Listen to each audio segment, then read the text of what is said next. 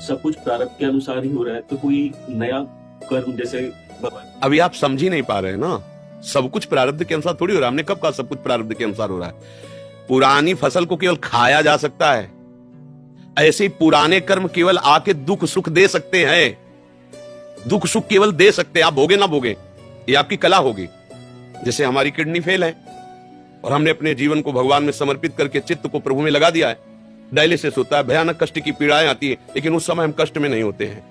कल डायलिसिस हुआ है, शाम के कुछ खाया पिया नहीं, तुम्हारे सामने बैठे, 1 बजे रात्रि से दिनचर्या चलती है। आपको लग रहा है कि डायलिसिस मैन है? आया है प्रारब्ध, बुरा कर्म किसी जन्म का है, बना रहे तू, आज मरे या कल मरे, मरना तो है ही शरीर को। और मैं अविनाशी हूं और अपने चिंतन को प्रभु में जड़े, ठिंगे पे रखी किडनी दोनों खराब है, चल रहा है, क्या फर्क पड़ता है?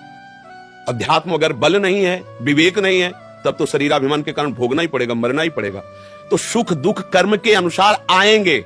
अब हमारा जो समय केवल सुख दुख भोगने के लिए थोड़ी है, हम नवीन कर्म करके ऐसी ऊंचाई पर बैठे जहां सांसारिक सुख दुख स्पर्श न कर पावे और हम परमानंद में निमग्न हो जाएं। ये पशु नहीं कर सकता, वो केवल प्रारब्ध के अनुसार चलेगा। हमारा मनुष्य जन्म है, हमें कर्म करने का अधिकार दिया गया है, ये केवल मनुष्यों में, देवताओं में भी नहीं है। इसलिए ये बात लेके बैठ जाना कि सब कुछ प्रारब्ध के अनुसार होगा, इसे मूर्खता कहते हैं, इसे प्रमाद कहते हैं।